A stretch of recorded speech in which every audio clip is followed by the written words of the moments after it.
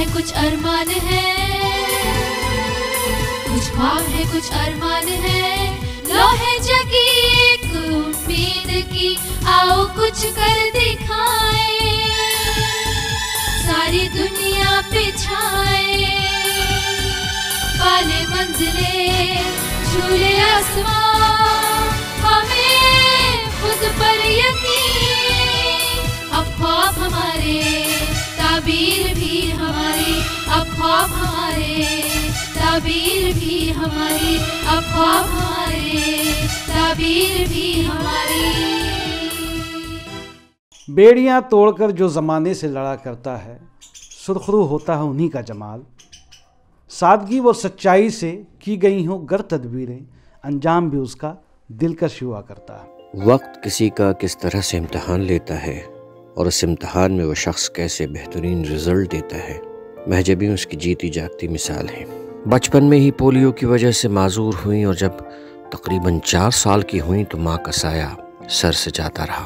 Painting का शौक़ बचपन से ही रहा और इसी शौक़ ने महजबी को माशरे का सितारा बना दिया। 3 बच्चों की माँ महजबी अपने शौहर से अलग रहती हैं और अपने बच्चों की परवरिश बहुत सलीक़े से करती हैं। बचपन से ही अपनों की बेरुखी सहती आई महजबी को गैरों से बहुत प्यार मिला, जिसमें हमारे मुल्क के आला तरीन सियासतदान भी शामिल हैं।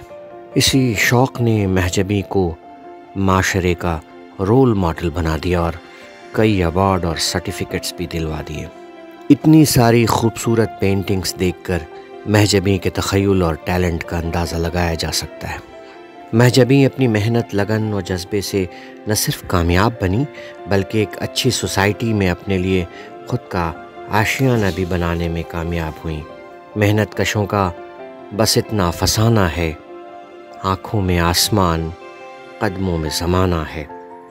जब इसकी शादी नहीं हुई थी, मेरे घर आती थी यहाँ शाहीन बाग में, पहले मुनीरका में रहती थी, तो ये उस टाइम ही जो है अपने मर्जी का ही करती थी, क्योंकि घर वाले हर चीज़ में कहते थे कि यहाँ ना जाओ, वहाँ ना जाओ, तुम्हारे पैर में तक पोलियो है, कहीं गिर जाओगी, कुछ होगा। ये कहती थी कि मैं सब कुछ कर लूँगी, मैं मजबूर नहीं हूँ। इसने अपने पैर को कभी कमज़ोरी नहीं बनाया। पेंटिंग बनाया इसने, डॉक्टर जो होते हैं मेडिकल स्टूडेंट उनके लिए दुकान से वही 10% जो देते हैं उस पर।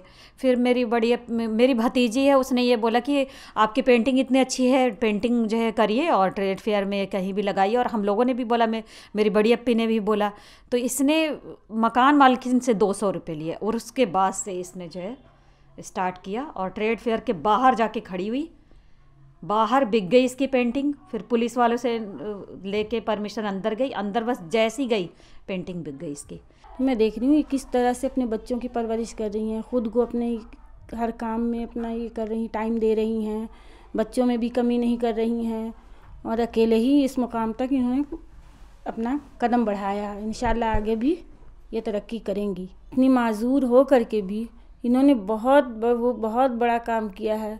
इनकी शादी जो हुई वो शादी नाम की ही हुई, सभी लोगों के लिए एक मिसाल हैं, समझिए। इनसे सभी को ताकत मिलेगी। अब इनको जब देखते हैं लोग तो इनसे हिम्मत मिलती है। कहते हैं ना कि मुसीबत के वक्त अपना साया भी साथ छोड़ जाता है। बिल्कुल उसी तरह महजबी के साथ भी हुआ, लेकिन उनके जज्बे और हिम्मत को सलाम कि इतनी मुसीबतें और परेशानियों से हार नहीं मानी और अपने बचपन के शौक़ और फ़न को अपनी बैसाखी बनाकर एक कामयाब शख्सियत बनी।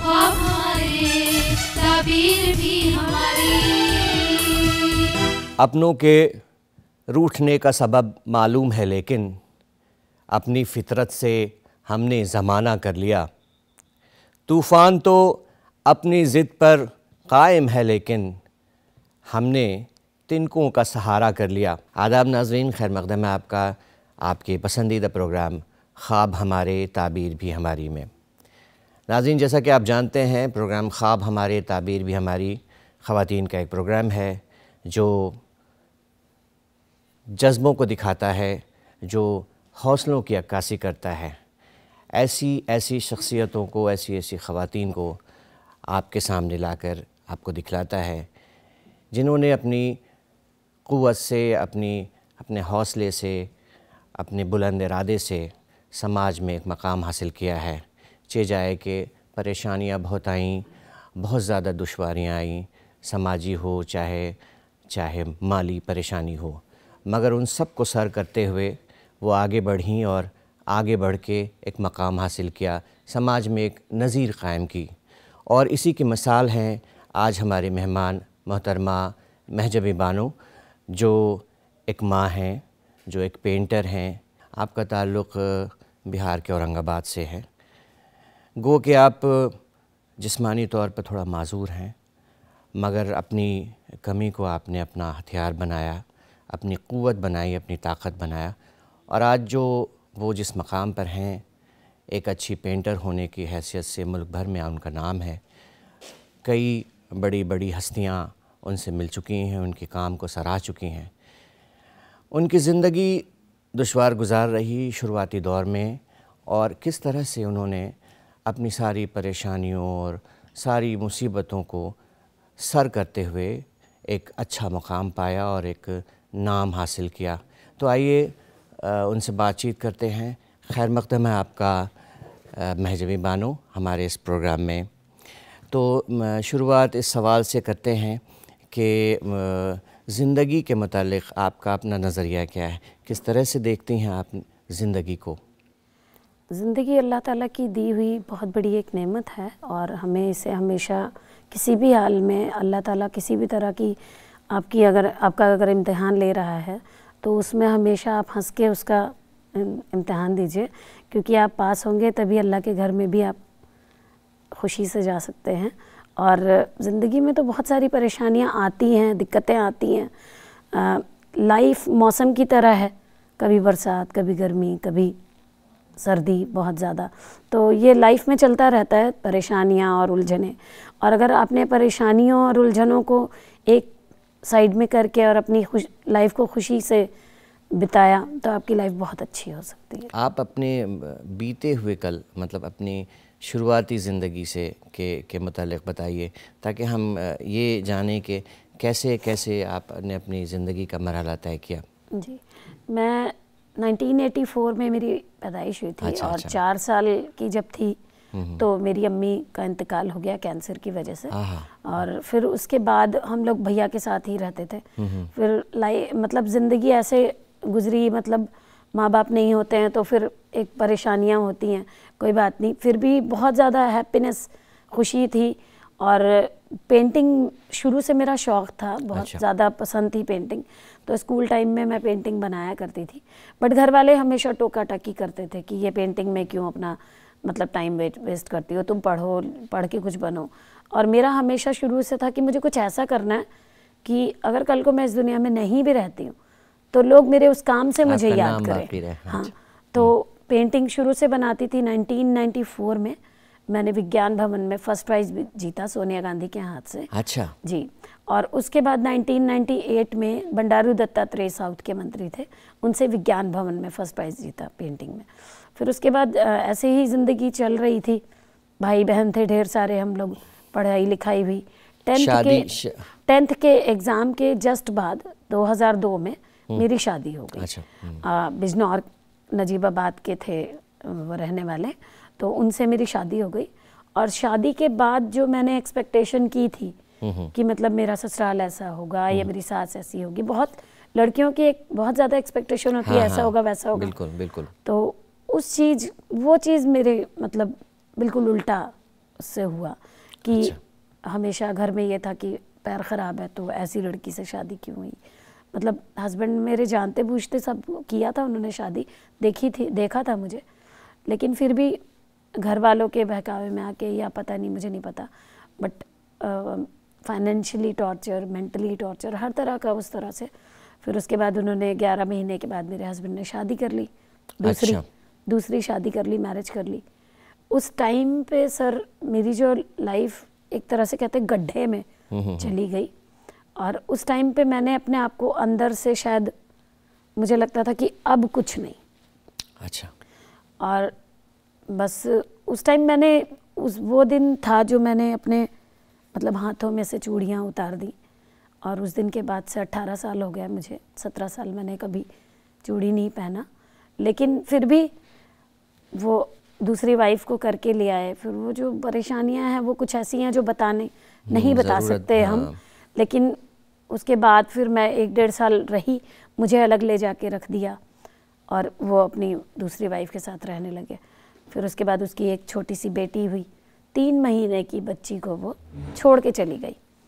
उस बच्ची को सर मैंने पाला।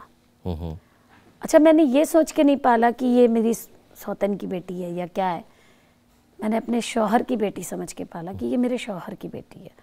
उसको पाला मैंने 11 महीने की, मतलब आए दिन कुछ ना कुछ ये मार देगी या वो है सौतेली माँ, ऐसे वैसे। उसके बाद जब मुझे लगा कि अब यहाँ पे मेरा नहीं होने वाला, बहुत अच्छाइयाँ दिखा ली मैंने, बहुत अच्छा करके देख लिया। 22 अक्टूबर सन 2006 मैंने अपना ससुराल की तरफ से जो किराए पे घर लिया हुआ था उन्होंने, उसको छोड़ दिया। एक जोड़ी कपड़े में शाम के 5 बजे मैं घर से निकल गई।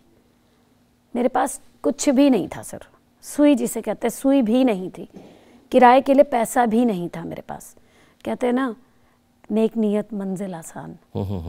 अगर आपकी नियत नेक है, हाँ, ये आपका इरादा, तो अल्लाह ताला आपका हर कदम साथ देता है। और मेरी नियत बहुत नेक थी, मैंने कभी किसी का बुरा नहीं चाहा। मेरे साथ जिसने बुरा किया उसके लिए भी मैंने दुआ दी कि अल्लाह ताला उसको हिदायत दे। बहुत रिक्शे वाले ने भी फ्री में मुझे छोड़ दिया। मैं उसके बाद मुनीर का पहुंची। उसके बाद मेरी ज़िंदगी ऐसी रही कि शायद मेरी जगह पे कोई और होता तो या तो टूट चुका होता या फिर वो अपने घुटने टेक देता शौहर के सामने, या कि भाई मुझे तुम रख लो। लेकिन मैंने नहीं टेके घुटने। मेरा बस एक ही मानना था, उठ बांध कमर क्या डरता है, उठ बांध कमर क्या डरता है, फिर देख खुदा क्या करता है। वाह वाह जी। अल्लाह ताला ने हमेशा ये कहा है, तुम मेहनत करो, किसी का बुरा मत करो, हमेशा मैं तुम्हारे साथ हूँ। बहुत सारी परेशानियाँ आई। उसके बाद 2008 में मेरी बेटी हुई। हस्बैंड जाया करते थे वहाँ पे, और बेटी, मेरी छोटी सी बेटी हुई, मतलब बेटी होने के बाद 1-1.5 साल मैंने वो RCM का कुछ प्रोडक्ट वो बैग में भर के डोर टू डोर मैं सेल किया करती थी। उससे तो ये अपने बच्चे के साथ आप कैसे कर पाती बच्ची थी? को मैं मेरी फ्रेंड थी एक रीना करके, उसके पास छोड़ के आया करती थी, और उसके बाद डोर टू डोर मैं सेल किया करती थी। बहुत कठिन होगा वक्त वो, हाँ, बहुत वक्त हाँ होगा। पूरा दिन मैं छोड़ के उसको चली जाया करती थी। और एक बार मेरी बेटी का हाथ जल गया, तो मेरी फ्रेंड ने बोला आज भी जाओगी तुम? मैंने बोला हाँ, आज तो ज़रा सी चोट लगी है, इसको जल गया है हाथ, इससे अगर इसको इतनी ज़्यादा तकलीफ़ होगी तो भूख से कितनी ज़्यादा तकलीफ़ होगी। फिर भी मैं गई, मैंने छोड़ दिया। उसके बाद 2009 में वो कंपनी बंद हो गई, और मेरे घर में इतनी ज़्यादा दिक्कतें आ गई सर कि मेरे घर में चावल का एक दाना नहीं, आटा नहीं, कुछ भी नहीं, मतलब खाने का कोई सामान नहीं, और हाथ में 1 रुपया नहीं। बच्ची छोटी सी थी, रोज़ मम्मा भूख लगी है, मम्मा भूख लगी है, मम्मा भूख लगी है। मैं उसको प्यार से समझाती, कभी नहीं मानती तो हल्का सा डांट डूट के बगल में लेके सो जाया करती। ऐसे करते करते 3 दिन गुजर गया। 3 दिन? हाँ। 3 दिन के बाद मेरी ऊपर से मकान मालकिन नीचे आई। उन्होंने पूछा तेरी बिटिया तो इतना चुलबुल है, वो कहाँ है? वो निकल के आई बेटी मेरी बाहर भाग के, ताई मम्मा ने मुझे 3 दिन से खाना नहीं दिया। मेरी जो मकान मालकिन थी उन्होंने बोला कि अरे तू कैसी मतलब माँ है, तूने इसको खाना वाना क्यों नहीं दिया? मैंने बोला ऐसे ऐसे बात है और परेशान हूँ, इस टाइम पैसे नहीं हैं। तो कह रही मुझसे ले लेती, ऊपर ला के खिला देती। मैंने बोला नहीं, मांगना मेरी फितरत में नहीं है, और मैं कभी भी किसी के आगे हाथ नहीं फैला सकती। साफ मैंने मना कर दिया। बोली कोई बात नहीं, तू घबरा मत, ये ले 200 रुपये, और ये तू, मैं ले नहीं रही थी, उन्होंने बोला ये तू मुझे वापस कर देना, जब तेरा काम हो जाए तो वापस कर देना। वो 200 रुपये की 4 A4 साइज़ की शीट्स मैं लेके आई 2010, 20 नवंबर 2010 को। उसको मैंने रात भर बैठ करके घर पे उस पर पेंटिंग्स बनाई, ऑयल कलर्स, इससे वाटर कलर से। फिर उसको अगले दिन मैंने फ्रेम कराया। फ्रेम वाले ने बोला भाई बहन कोई बात नहीं, तुम ले जाओ, बाद में पैसे मुझे दे देना। मैं उसको लेके गई trade fair, gate number 2, handloom hall. Trade fair के गेट पे पहुंची तो पता चला 5 बज गए हैं और एंट्री बंद हो चुकी है। अच्छा। पुलिस वालों से पूछा मैंने, सर ऐसे ऐसे बात है, बहुत ज़्यादा परेशानी हो रही है, इस टाइम बच्ची वो है ये वो इतने मतलब कहते हैं अल्लाह ताला की तरफ से शायद कोई फरिश्ता ही भेजा था अल्लाह पाक ने मेरे लिए। उन्होंने बोला कोई बात नहीं बेटा, तू घबरा मत, हम तुझे अंदर एक जगह दिलाते हैं, वहाँ से तू अपना काम करके फिर चली जाना। उन्होंने मुझे अंदर हैंडलूम हॉल के बाहर, गेट नंबर 2 हैंडलूम हॉल के बाहर ऐसे चबूतरा सा बना था और वहाँ पे मैं खड़ा कर दिया ले जाके, बोला यहाँ पे बैठ जा या खड़ी हो जा। मैं वहाँ पे 3 पेंटिंग नीचे फुटपाथ मतलब सड़क पे ऐसे लगा दी मैंने और एक पेंटिंग मैं हाथ में लेके खड़ी हो गई। एक आधा घंटा, पौना घंटा, 1.5 घंटा, 2 घंटे हो गए, कोई नहीं आया। 2 घंटे के बाद एक कस्टमर आए, उन्होंने पूछा मुझसे तुम्हारा क्या नाम है? मैंने बोला महज़बीन। कह रही ये पेंटिंग तुम बनाती हो? मैंने बोला हाँ। कुछ देंगे तो बना लोगी? मैंने बोला हाँ बिल्कुल। ये कितने की है? सर उस टाइम पे मेरी जो ज़रूरत थी वो ऐसी थी कि शायद उस पेंटिंग के मुझे कोई 200 रुपये भी देता ना एक पेंटिंग के, मैं उसको दे देती। 100 रुपये भी देता तब भी दे देती। उन्होंने बोला ये 4 पेंटिंग आप पैक कर दो, 2000 रुपये। उन्होंने मेरी 4 पेंटिंग ले ली। 2000 में वो पेंटिंग बिकी। उसके बाद मेरा रेगुलर 21 तारीख से लेकर 27 नवंबर तक मैं डेली वहाँ जाती और अपनी पेंटिंग्स वहाँ पे सेल करती। कभी 4000, कभी 5000, कभी 2000 ऐसे करके काम करके लेके आती। 27 नवंबर तक वो चला ट्रेड फेयर, वहाँ पे मैं अपनी पेंटिंगें सेल करती। फिर उसके बाद घर, फिर उसके बाद मैंने सूरज कुंड लगाया। मतलब वहाँ से मेरा एक लाइफ पेंटिंग का एक ज़रिया लगा।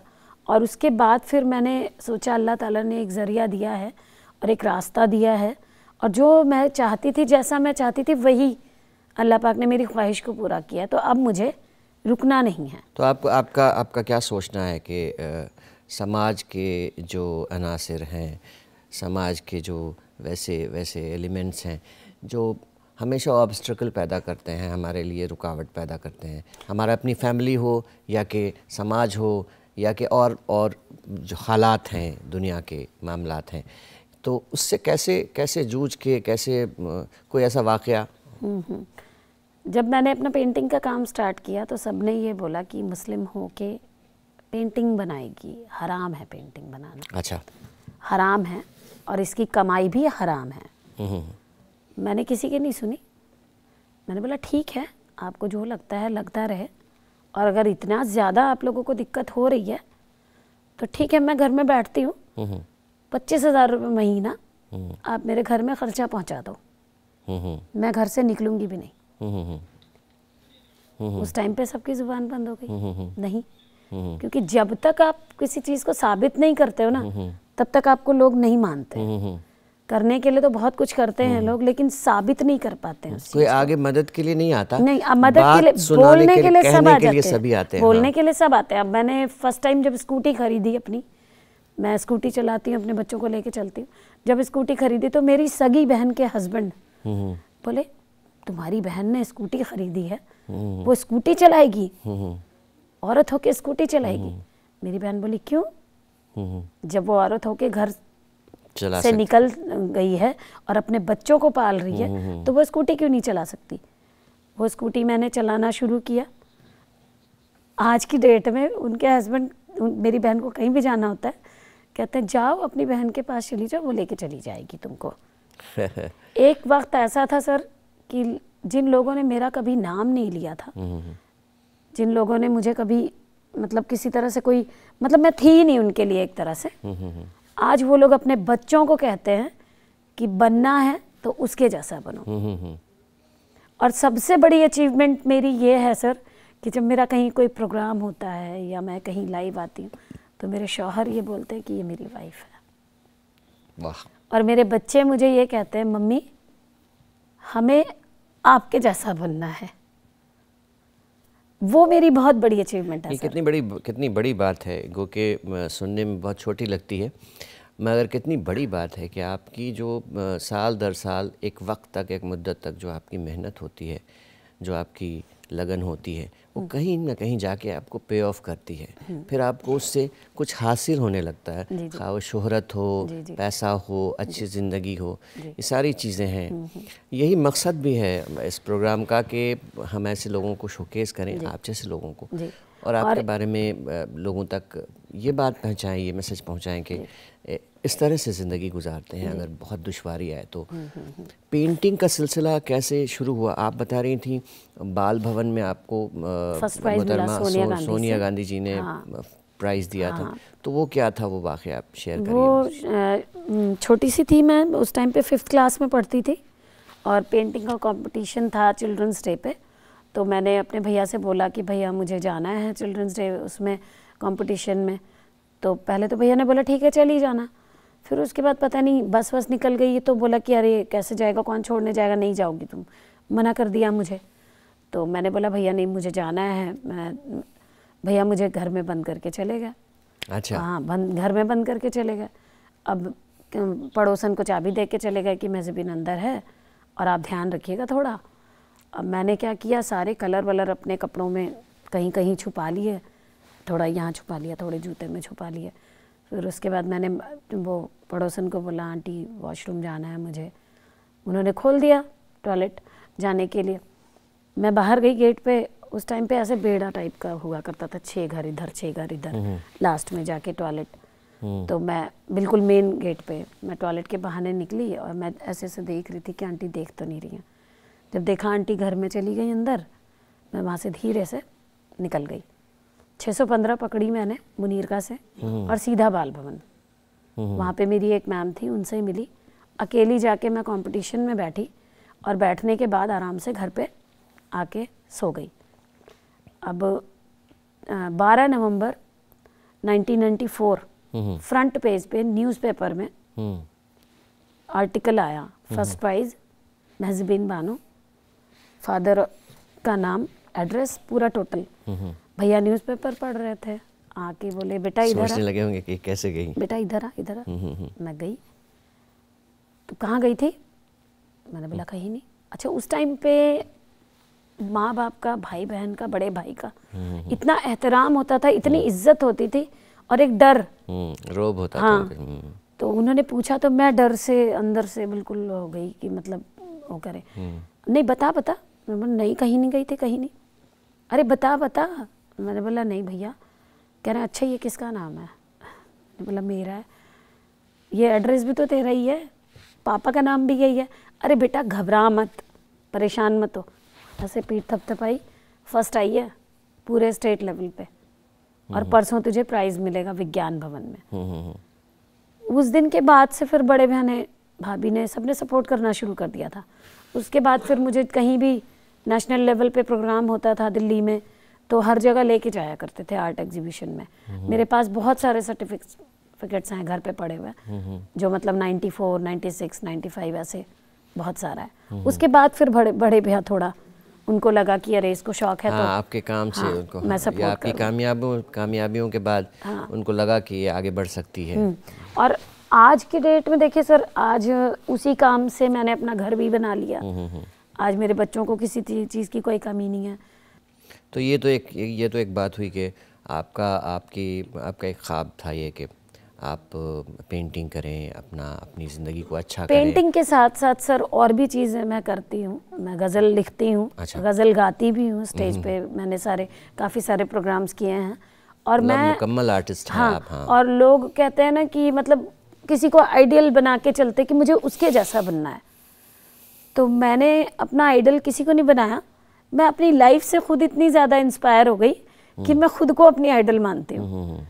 मैंने अपनी लाइफ को इतना ज़्यादा मतलब करीब से और इतनी गहराई से देखा है कि मुझे अपनी लाइफ पे खुद पे आइडल, मतलब मैंने अपने आप को ही कर दिया कि मैंने अपने ऊपर अपनी पूरी एक बायोग्राफी लिख डाली है, इतनी मोटी किताब लिख डाली है। अच्छा, अगर आपने आपने